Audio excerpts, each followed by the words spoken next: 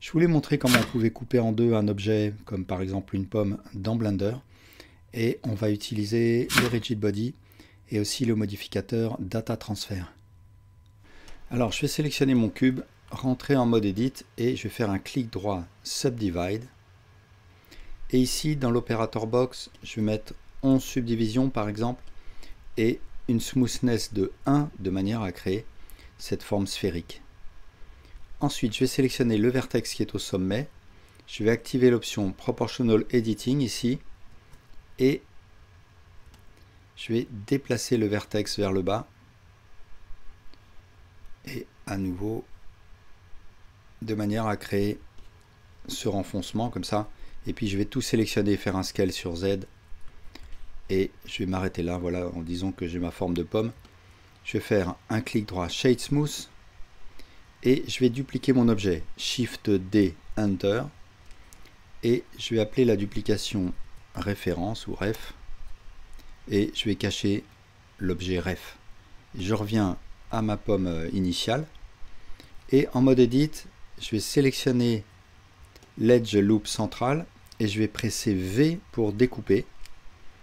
Je vais désactiver le Proportional Editing là, et si je sélectionne un vertex, je peux voir que maintenant, j'ai deux parties distinctes. Donc je vais sélectionner la partie gauche, je presse H pour cacher, je sélectionne cet edge loop et je presse F pour fermer, et ensuite I pour faire un très léger inset, I pour faire un second inset et S pour faire un scale, et ensuite Alt H pour faire revenir la partie gauche, et je vais cacher maintenant la partie droite. Et de la même manière, je sélectionne cet edge loop, je presse F pour fermer, I pour faire un léger inset, I pour faire un second inset et S pour faire un scale.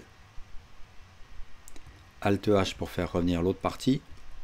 Alors là, je peux voir que j'ai un problème d'ombré puisque on peut distinguer les deux parties alors que j'aimerais qu'elles restent collées.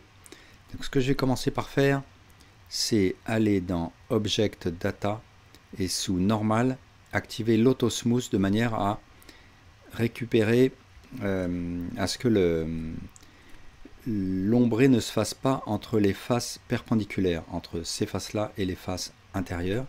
Mais ça ne règle pas complètement mon problème parce que je vais toujours voir une limite entre les deux quartiers.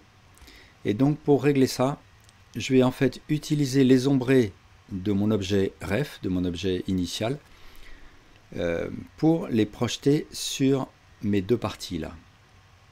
C'est-à-dire je vais récupérer les données de split normal, c'est-à-dire les normales qui permettent de déterminer les ombrés.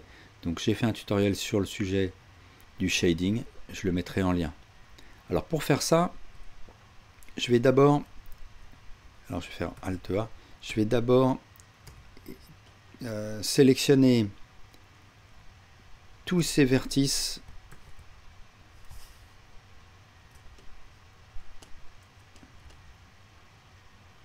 et les attribuer à un vertex group. Donc je fais CTRL G, Assign to New Group. Donc tous ces vertices sauf ceux qui sont intérieurs. Et Alt H pour faire revenir l'autre partie. Je vais faire pareil pour l'autre partie. Donc tous ces vertices. CTRL G, Assign to Active Group, de manière à les assigner au même groupe que celui que je viens de créer. Je peux aller voir ici dans le panneau Object Data sous Vertex Group qu'il y a bien un Vertex Group qui s'est créé quand j'ai fait un CTRL G. Ensuite, je vais attribuer à mon objet ici, dans le panneau des modificateurs, un modificateur Data Transfer. Donc j'ai fait aussi un tutoriel sur le Data Transfer que je mettrai en lien. Comme source, je vais désigner ma référence, parce que c'est de la référence que je vais aller chercher les données d'ombré. Je veux qu'elle ne s'applique que sur le vertex group que je viens de créer, donc je vais le sélectionner ici. On parle des données d'ombré, donc je clique sur Face Corner Data, et là je clique sur Custom Normals. Alors au passage, Le modificateur ne fonctionnera que si l'option Auto Smooth de l'objet a été activée, ce qui a été le cas. Ensuite, je fais Generate Data Layers et j'applique mon modificateur. Et là, ce qu'on peut noter, c'est que la séparation entre les deux quartiers n'est plus visible. Ça a été possible en récupérant l'ombré de l'objet original sur mes deux quartiers. Et là, si je passe en mode Material Preview ou Rendered Preview, je peux voir que la séparation est invisible. Alors maintenant, je vais retourner en mode Edit. Je sélectionne cette partie et je vais cliquer sur P pour séparer cette partie, en faire un objet à part. Et maintenant, j'ai deux objets, mais ça ne se voit pas. On ne voit pas la séparation. Et je vais sélectionner mes deux objets, je vais faire un clic droit, Set Origin, Origin to Geometry, pour déplacer à chaque fois l'origine au centre de chacun des quartiers. Donc voilà, j'ai mes deux quartiers de pommes. Alors à partir de là, je peux me lancer dans l'animation. Donc ce que je vais faire tout d'abord, c'est remonter un petit peu mes deux quartiers pour les mettre juste au-dessus de l'axe ici, l'axe X. Et puis je vais créer un plan, donc Mesh Plane. Je vais faire un scale pour créer ma table. Et je vais faire une extrusion. Alors il faut que je vérifie que les normales sont bien orientées. Donc ce qui n'est pas le cas. Donc je rentre en mode Edit, je presse Shift N. Et je vais laisser le curseur ici. Et il va me servir d'axe de rotation pour mes quartiers. Donc ici maintenant je vais ouvrir avec Shift F12 une timeline. Je vais peut-être faire une animation un peu plus longue, donc je vais peut-être aller jusqu'à la frame 200 par exemple. Et je vais dans le panneau Transform Pivot Point choisir 3D Cursor. Ensuite, je vais créer une image clé pour mes deux quartiers à la frame 1. Donc je presse I, Location Rotation Scale. Et puis à la frame 20, je vais dupliquer avec un Shift D mes keyframes. Et entre la frame 20 et la frame 40, je vais faire l'ouverture de ma pomme. Donc je sélectionne le quartier droit, je fais une rotation et comme j'ai choisi le curseur 3D dans le panneau Transform Pivot Point, eh bien la rotation se fait par rapport à mon curseur 3D. Et de la même manière, ici, je fais une rotation du quartier gauche. Je sélectionne mes deux quartiers, je presse I pour faire à nouveau une keyframe. Donc voilà ce qui se passe. Entre la frame 20 et la frame 40, j'ai l'ouverture de ma pomme. Et à partir de la frame 40 et 40, je vais laisser les physiques prendre le relais. Donc je vais attribuer à mes objets une simulation de type Rigid Body. Donc je sélectionne mon plan, je vais dans le panneau des physiques et je clique sur Rigid Body. Mon plan, il va être de type passive, donc il ne va pas subir la gravité et il va se comporter en obstacle. Et pour ce qui est de mes quartiers, je leur attribue un Rigid Body de type active.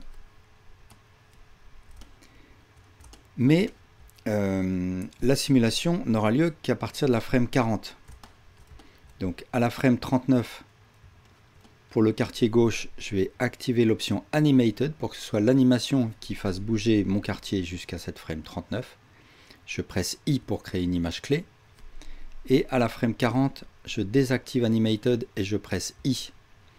Et je vais faire pareil pour le quartier droit. À la frame 39, j'active Animated et je presse I.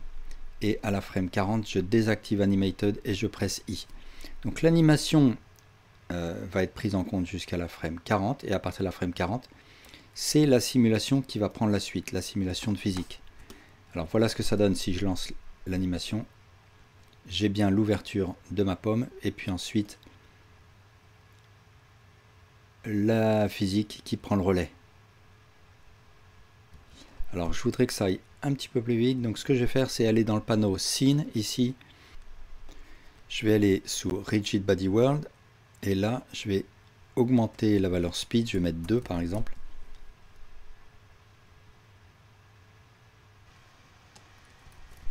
Alors là, je suis un petit peu gêné parce que j'aimerais bien que mes quartiers ne restent pas bloqués comme ça à l'envers. Donc ce que je vais faire, c'est que je vais créer des obstacles qui vont être invisibles. Je vais les mettre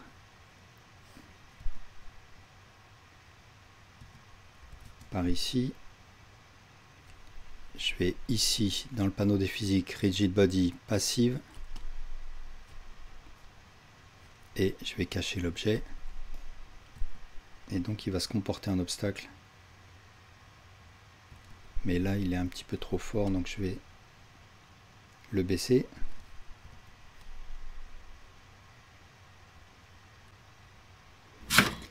Voilà, merci pour votre attention.